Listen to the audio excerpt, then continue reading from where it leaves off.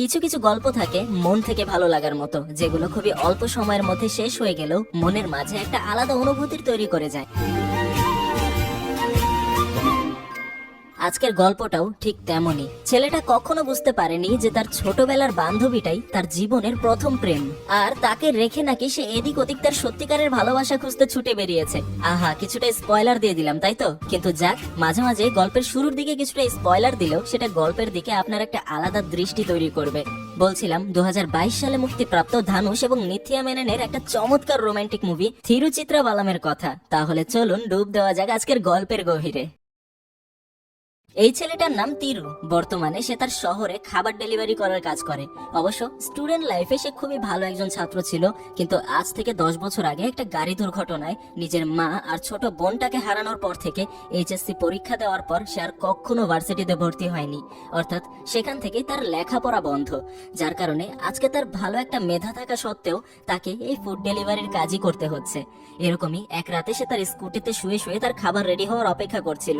আর এখানকার সবাই মূলত তাকে ভীতু বলেই ডাকে, কারণ তিরু কখনোই তার আশেপাশের কোনো ঝামেলায় জড়াতে পছন্দ করতো না। আর সাদাসিধা ছেলেদের সবাই এভাবেই খেপায়। পিছনে একটা খাবার দোকান থেকে একজন তাকে ভীতু বলে ডাক দিয়ে বলে, ওই তোর খাবার রেডি হয়ে গেছে, নিয়ে যা। তারপর সেই খাবার নিয়ে তিরু বেরিয়ে পড়ে তার ডেলিভারি দেওয়ার জন্য। তবে তিরু যখন অ্যাড্রেস অনুযায়ী সেখানে পৌঁছায়, সে দেখতে পায় এ তো তারই কলেজ লাইফের বন্ধু। সেখানে তিরুর আরো কিছু বন্ধু বান্ধব ছিল, তাই তিরুর সেই বন্ধু তাকে ভেতরে আসতে বলে। ঠিক তখনই সে ভেতরে তার কলেজ লাইফের ক্রাশ অনুষাকে দেখতে পায়, আর তাকে দেখেই কি যেন মনে করে সে ওখান থেকে চলে যায়। আসলে ঘটনাটা হলো, কলেজ লাইফে সে কখনোই অনুষাকে তার মনের কথা বলতে পারেনি। আর আজকে যেহেতু সে তার সামনে একজন ডেলিভারি বয়, তাই তাদের সাথে দেখা করে সে উল্টো আরো লজ্জা পাবে। তাই বাইরে একটা জায়গায় সে এই বিষয়টা নিয়ে ভাবছিল। তার পাশেই কিছু পোলাপান তখন মারামারি শুরু করে। আর যেহেতু তিরু কিছুটা ভীতু প্রকৃতির ছিল, তাই কেউ একজন তাকে জোর করে ওই মারামারির ভেতরে ঠেলে দেয়। আর যার কারণে সেখানে পুলিশ এসে ওই পোলাপানদের পাশাপাশি তাকেও স্টেশনে নিয়ে আসে। আর ওখানকার থানার ওসি সবাইকে বাদ দিয়ে শুধুমাত্র তিরুকে একটা কষিয়ে চর মারে। সাথে ওই দিন সবাইকে ওয়ার্নিং দিয়ে ছেড়ে দেওয়া হয়। আর বিনা কারণে শাস্তি পেয়ে তিরু হতাশ হয়ে বাড়িতে ফিরে আসে। কিন্তু আশ্চর্যের বিষয় এটা যে একটু আগে তিরুকে যেই ওসি চর মারলো, সেটা অন্য কেউ নয়, তিরুরই বাবা। তিরুর ফ্যামিলিতে মোট তারা 3 জন, তিরু, তিরুর বাবা এবং তার দাদা। তিরুর মা আর ছোট বোনের কথা তো শুরুতেই বললাম, তারা একটা গাড়ি অ্যাক্সিডেন্টেই মারা গিয়েছিল। মূলত এই সংসারে তারা 3 জনই কোনো রকমে দিন পার করছে। তিরুর সাথে তার বাবার সম্পর্কটাও তেমন একটা ভালো নয়, তারা একে অপরের সাথে কথাও বলে না। আর এর পেছনেও একটা কারণ আছে, যেটা গল্পের মাঝখানে গিয়ে আমরা জানতে পারবো, তাই দেখতে থাকুন। তারপর এই মেয়েটার সাথে পরিচয় হয়ে নিন। মেয়েটার নাম শোভা। তিরুরা যে বিল্ডিং এ থাকে, সেই বিল্ডিং এরই নিচতলায় তাদের বাসা। আর ছোটবেলা থেকেই তিরু এবং শোভা খুবই ভালো বন্ধু। পরদিন শোভা তিরুর সাথে তাদের বাড়ির মেন গেটে দেখা করে। প্রতিদিন এখানে দেখা না করলে যেন তাদের দিনটাই শুরু হয় না। শোভা তাকে জানায় যে তার জন্য নাকি কানাডা থেকে একটা চাকরির অফার এসেছে, কিন্তু সে নিজের পরিবারকে ছেড়ে কোথাও যেতে চায় না। যে বিষয়টা নিয়ে সে সিদ্ধান্তহীনতায় ভুগছে, তাই এই ব্যাপারে শোভা তিরুর ওপিনিয়ন জানতে চায়, তার এখন কি করা উচিত। তিরু বলে, তোর কাছে যা ভালো মনে হয় তুই তাই কর। যা শুনে নির্দিষ্ট কোনো ডিসিশন নিতে না পারায় শোভা কিছুটা আপসেট হয়ে অফিসের জন্য রওনা হয়। আর এদিকে তিরু তার বাইকে পেট্রোল ভরতে যায়, যেখানে আজকে হঠাৎ তার সাথে অনুষার দেখা হয়ে যায়। অনুষা সেদিন তিরুকে দেখেছিল, তাই সে জিজ্ঞাসা করে, সেদিন আমাদের সাথে দেখা না করে চলে গিয়েছিলে কেন? তিরু বলে, আসলে অনেকেই তাদের পুরনো বন্ধুদের কথা মনে রাখে না, আমি ভেবেছিলাম হয়তোবা তুমি আমাকে ভুলে গিয়েছো, এই আর কি। তখন অনুষা বলে, আরে তোকে কিভাবে ভুলবো, তুই তো ক্লাস টপার ছিলি আমাদের, কিন্তু তুই লেখাপড়া ছেড়ে দিলি কেন? কিন্তু তিরু কিচ্ছু বলতে পারে না। তাছাড়াও ডেলিভারির তাড়া থাকার কারণে তাদের কথাবার্তা এখানেই শেষ করতে হয়। চলে যাওয়ার আগে অনুষা তিরুর ফোন নাম্বার রেখে দেয় এবং বলে পরে কথা হবে না। আর রাতের বেলা শোভাকে সে আজকের ঘটনার কথা বলে, কিন্তু শোভা কিছুতেই বিশ্বাস করতে পারছিল না যে অনুষা নিজ থেকে নাম্বার চেয়েছে। এই নিয়ে তাদের মাঝে কিছুটা এই সেই কথা হয়। ঠিক এরই মাঝে অনুষা তাকে কল করে বসে, আর শোভা তাকে জোর করে যেন সে কলটাকে লাউড স্পিকারে রাখে। জোরাজোরিতে তিরু স্পিকারেই কলটা রিসিভ করে। আসলে আজকে নাকি সকল ডেলিভারি বয়েজরা একটা ছোটখাটো আন্দোলন করছে, তাই কাউকে সে ডেলিভারির কাজে পাচ্ছিল না। সেজন্য অনুষা তিরুকে কিছু খাবার ডেলিভারি দিয়ে যেতে বলে। যা শুনে তিরু খুশিতে ডেলিভারি করতে রাজিও হয়ে যায়। কিন্তু শোভা তো বুঝে গিয়েছে যে অনুষা অনলি তাকে ইউজ করছে, কিন্তু তবুও সে সিরিয়াসলি তাকে কিছু বলে না, কারণ তাহলে ছেলেটার মন খারাপ হয়ে যাবে। সে বলে যে এখন বুঝেছি কেন তোর নম্বর চেয়েছিল সে। কিন্তু তিরু তার কোনো কথা কানে না নিয়ে বরং বেরিয়ে পড়ে ডেলিভারি করার জন্য। আর এদিক ওদিক ঘুরে বিভিন্ন রেস্টুরেন্ট থেকে খাবার কালেক্ট করে একদম শেষে সে অনুষার বাসায় গিয়ে পৌঁছায়। অনুষাও তাকে দেখে খুব খুশি হয়, তবে একদম শেষে খাবারের দামের সাথে সাথে সে তিরুকে কিছু টিপস দিতে ধরে, যেটা আবার তিরু মেনে নিতে পারে না। তিরু অনেক কষ্ট পায়, লাগবে না বলে মন খারাপ করে সেখান থেকে চলে যায়। অবশ্যই এই ঘটনায় অনুষাও বিষয়টা বুঝতে পারে আর পরে আফসোস করে। আর এদিকে তিরু সোজা শোভার বাসায় গিয়ে ওঠে।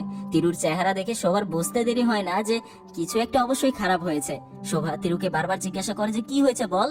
তখন তিরু তাকে সবকিছু খুলে বলে। যেই কথা শুনে শোভা একদম তার মুখের ওপরে হাসতে শুরু করে এবং বলে, দেখ আমি আগেই বুঝে গিয়েছিলাম ও তোকে ব্যবহার করছে, বলিনি কারণ আমি তোর মন ভেঙে দিতে চাইনি। আর শোভার কাছ থেকে এইসব কথা শুনে তিরুর মন আরো বেশি খারাপ হয়ে যায়। তাই সে তার বাসায় চলে আসে। বাসায় তিরুর বাবা ঘরের কিছু কাজ করছিল আর তার দাদা টিভিতে নিউজ দেখছিল। নিউজে দেখানো হয় শহরে কিডন্যাপারদের আতঙ্ক অনেক বেড়ে গিয়েছে। ইতোমধ্যে অনেক বাচ্চাই কিডন্যাপড হয়েছে, যেটা তাদের জন্য স্বাভাবিকই ছিল। পরদিন রাতে তিরু নিজের ডিউটি অনুযায়ী একটা হোটেলে খাবার ডেলিভারি করতে যায়। তবে আজকে সে একটা ভুল রুমে নক করে ফেলে। আর যখন একজন দরজা খুলে তিরু দেখতে পায় রুমের ভেতরে মোট দুজন লোক এবং তারা সম্ভবত একটা বাচ্চা মেয়েকে মুখ বেঁধে রেখেছে। ব্যাপারটা তার কাছে সন্দেহজনক মনে হয়, তাই তিরু অভিনয় করে যে সে কিছুই দেখেনি। আর তারপর সোজা সেখানকার পুলিশ স্টেশনে গিয়ে পুলিশকে ইনফর্ম করে। আর ওই স্টেশনের ওসি ছিলেন তিরুরই বাবা, কিন্তু তিরু তার বাবার সাথে কোনো প্রকার কথা বলে না, অন্য একজনকে এই বিষয়টা জানায়। তাই তারপরই পুলিশ তাকে নিয়ে ঘটনাস্থলে চলে যায় এবং দেখা যায় তার কথা অনুযায়ী সত্যি সত্যি এখানে দুজন একটা বাচ্চা মেয়েকে আটক করে রেখেছে। পুলিশ তাদেরকে গ্রেফতার করে। পরদিন সকালে তিরু আর তার দাদা মিলে নিউজ দেখছিল, যেখানে ওই দুজন অপরাধীকে ধরার সকল ক্রেডিট তিরুর বাবাকে দেওয়া হচ্ছে। এমনকি তখন তার বাবা বাসাতেই ছিল। তাই তিরু ওনাকে শুনিয়ে শুনিয়ে বলছিল, এই পুলিশেরা কি করেছে? কিচ্ছু করেনি, আমি তো সব করেছি। এখন ওরা সবার সামনে হিরো হয়ে যাচ্ছে। যেই কথাগুলো শুনে তিরুর বাবা অনেক রেগে যায়। রাগের মাথায় উনি তিরুর মাথায় একটা থাপ্পড় দিয়ে বলে, আমার কাজ নিয়ে কেউ কোনো কথা বলবে আমি সেটা সহ্য করব না কিন্তু। যার কারণে তিরুও তখন রেগে গিয়ে তার সামনে থাকা ছোট টেবিলটায় লাথি মেরে বাইরে চলে যায়। অর্থাৎ বাবা ছেলের সম্পর্কটা কিন্তু তেমন ভালো নয়। তারা বিশাল একটা সময় যাবত কথা পর্যন্ত বলে না। আর তাদের এই সকল হাউকাউ শুনে শোভা তিরুর দাদার কাছে কি হয়েছে জানতে চায়, যার কারণে তিনিও শোভাকে সবকিছু বলে। আসলে শোভারা তাদের বাড়ির নিচতলায় থাকলেও দুজনের ফ্যামিলি নিয়ে সবসময় খোঁজ খবর রাখে।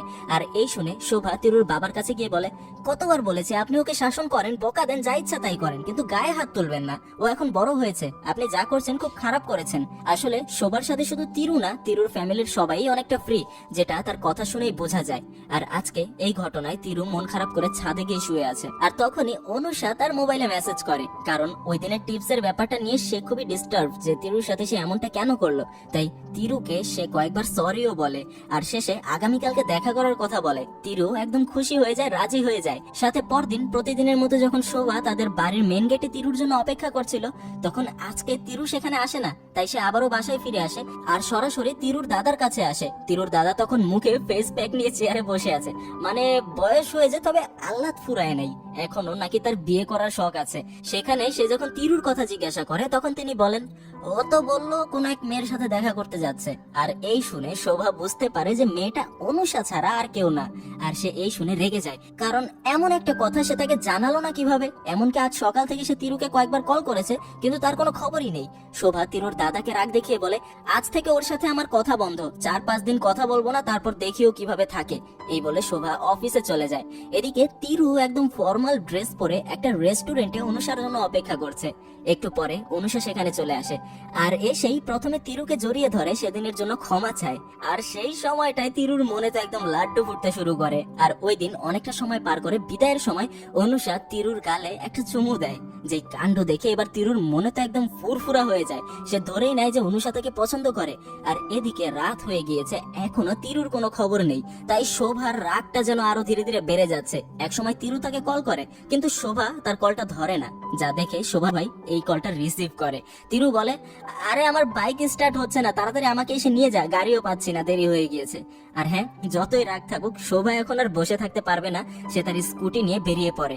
আর তার সাথে দেখা হলেও শোভা কোনো কথা বলে না। কিন্তু যখনই তিরু বলে যে অনুষা নাকি তাকে কিস করেছে, তখনই শোভার মাথায় আকাশ ভেঙে পড়ে।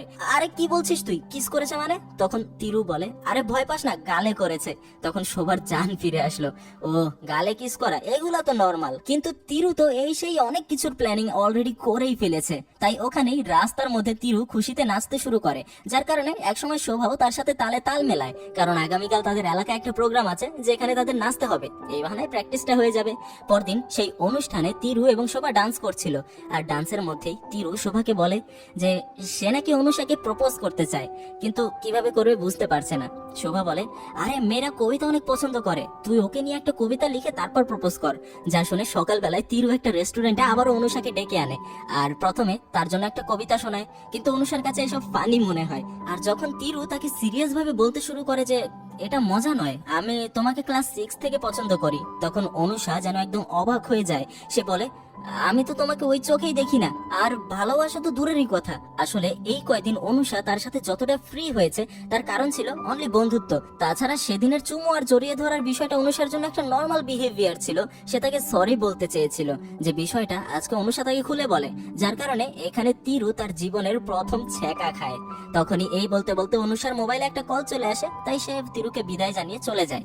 রাতের বেলা তিরু আর শোভা তিরুর দাদার চিলে কোঠায় বসে বিষয়টা নিয়ে কথা বলছিল। সেখানে শোভার কাছে সে সবকিছু শেয়ার করে। শোভাও তিরুর মনটা ভালো করার চেষ্টা করে, কিন্তু তার মন তো ভীষণ খারাপ। কিছুক্ষণ পর শোভা তার বাসায় চলে যায়, আর তিরু তার রুমে বসে গান শুনতে থাকে আর মাঝরাতে তার দাদার সাথে দুষ্টু পানি খায়। তার পরদিন সকালে শোভার ছোট ভাই তিরুর সাথে দেখা করতে আসে। সে বলে, আরে ভাইয়া জানো, আমি এতদিন ধরে আমার অফিসের যে মেয়েটাকে পটানোর চেষ্টা করছিলাম, আজকে ওই মেয়েটা রাজি হয়েছে, আর এই উপলক্ষে সে আজকে তিরুর জন্য একটা কেক বানিয়ে নিয়ে এসেছে। আর তার এইসব কথা সহ্য করতে না পেরে তিরু ওই কেক তার মুখেই মেরে দেয়। আর সে নিচে গিয়ে দেখতে পায় শোভা আসলে তার ভাইকে এটা শিখিয়ে দিয়েছিল যেন সে তিরুকে বিরক্ত করতে পারে, যাতে করে তিরু তার পিছু করতে করতে দুজন একটা পার্কে গিয়ে থামে। পার্কে শোভা তাকে সান্ত্বনা দেয়। সে বলে, ওই মেয়েটা তোর জন্য ঠিকই ছিল না, তোর থেকে ভালো ছেলে এই পৃথিবীতে একটাও নেই, চিন্তা করিস না, তুই ওর থেকে ভালো মেয়ে পাবি। এইসব শুনে তিরুর মনটাও খুশি হয়ে যায়। কিন্তু তখনই সে আবার বলে, আরে বেটা, এতক্ষণ মজা করছিলাম। মানে তাদের মধ্যে এই হাসি তামাশা দুষ্টু মিষ্টি ঝগড়া লেগেই থাকে। তার কিছুদিন পরে সবকিছু ঠিক হলে তিরু আর শোভা মিলে একটা থিয়েটারে মুভি দেখতে যায়। আর কাকতালীয় ভাবে ওই একই থিয়েটারের পেছনের সারিতে অনুষা আর তার কিছু বন্ধুরাও ছিল। এক পর্যায়ে তিরু পপকর্ন কিনতে বাইরে যায়, তখন ওরা তিরুকে লক্ষ্য করে, কিন্তু তিরু তেমন কোনো রিয়েক্ট করে না। সে পুনরায় তার সিটে গিয়ে বসে, আর তারপরই পেছন থেকে তারা কয়েকজন তিরুকে নিয়ে মজা করতে শুরু করে। অবশ্য কথাগুলো তারা ইনডাইরেক্টলি বলছিল, কিন্তু বলছিল তিরুকে নিয়েই, যেটা তিরু বুঝতে পারে কিন্তু কিছু বলে না। অনুষা ওদেরকে থামানোরও চেষ্টা করে, কিন্তু কোনো লাভ হয় না। মুভি দেখে বের হওয়ার পরও ওরা দূর থেকে তিরুকে নিয়ে বাজে কথা বলতে থাকে, যেখানে তিরু তাদের কিচ্ছু বলে না। কিন্তু এগুলো একসময় শোভা আর সহ্য করতে পারে না। শোভা ওখানে গিয়ে তাদেরকে ধমকাতে শুরু করে যে তারা এমন কেন করছে, যার কারণে তখন শোভার সাথেও ওদের তর্কাতর্কি শুরু হয়। ওরা শোভার সাথেও খারাপ ব্যবহার করে, কিন্তু তখনও তিরু তাদেরকে কিচ্ছু বলে না। তিরু শোভাকে নিয়ে বাসায় চলে আসে, আর বাড়ির গেটের সামনে শোভা তিরুর সাথে রাগারাগি করে আর বলে, ওরা তোর সাথে খারাপ ব্যবহার করেছে, আমার সাথেও করেছে, কিন্তু তুই ওদের কিছু বললি না কেন? আঙ্কেল ঠিকই বলেছে, তুই একটা ভীতু। তিরু বলে, তুই তো জানিস আমি কেন ভয় পাই, তারপরও তুই না জানার মতন কেন করিস? কিন্তু তবুও শোভা তাকে রাগ দেখে এই কথা বলে। তাই এবার তিরু তাকে বলে দেয়, আমার সামনে থেকে চলে যা, তুই আর কখনো আর সামনে আসবি না। শোভা মন খারাপ করে চলে যায়। পরদিন বাসায় তিরু তার বাবার ইউনিফর্ম আয়রন করছিল, সাথে তার বারবার শোভার সাথে ঝগড়ার কথা মনে পড়ছিল। সে বুঝতে পারে তার শোভার সাথে এমনটা করা উচিত হয়নি। অন্যদিকে এখানে যে তার বাবার ইউনিফর্মটা পুড়ে যাচ্ছে, এটা সে লক্ষ্যই করেনি। রাতে যখন তিরুর বাবা তার ইউনিফর্মটা চেক করে, তখন সে দেখতে পায় তার ইউনিফর্মটা পুড়ে গিয়েছে। তাই সে বাসায় চিল্লাপাল্লা শুরু করে। এদিকে তিরুর দাদা বুঝতে পারে যে এটা তিরুর কাজ। সে বলে ওঠে, আমার হাতে হয়েছে, এটা বয়স হয়েছে তো কিছু বুঝতে পারিনি, পুড়িয়ে ফেলেছি। তিরুর বাবা তাকে বলে, যেটা পারেন না সেটা করতে যান কেন? এই বলে তাকেও কিছুটা রাগ দেখাতে শুরু করে। তখন তিরু এবার বলেই ফেলে যে আমি পুড়িয়েছি, তাতে কি হয়েছে? যা শুনে তার বাবা এবার আরো বেশি রেগে যায়, কারণ তিরুর সাথে এমনিতেও তার কখনো কথা হয় না। তার উপর তিরু তার বাবার উপর অভিমান করেই তার লেখাপড়া ছেড়েছিল। তাই এখন নিজের জীবনে কিছু করতে না পারায় তিরুর বাবা এমনিতেই তার প্রতি অনেক রাগ। সে তিরুর দাদাকে বলে, শুধু আপনার জন্য, না হলে কবেই ওকে ঘর থেকে বের করে দিতাম। তিরু তখন সামনে থাকা খাবারের প্লেটটা ছুঁড়ে ফেলে দেয়, যা দেখে তিরুর বাবাও তখন ওই প্লেটটা ফ্লোরে আছড়াতে আছড়াতে বলে, আমি ওইসব সিন ক্রিয়েট করতে পারি, কিন্তু করি না। তুই কি চাস বলতো? তখন তিরু বলে, আমি আমার মাকে চাই, আমি আমার বোনকে চাই, এনে দিতে পারবেন? আর না পারলে কথাও বলবেন না।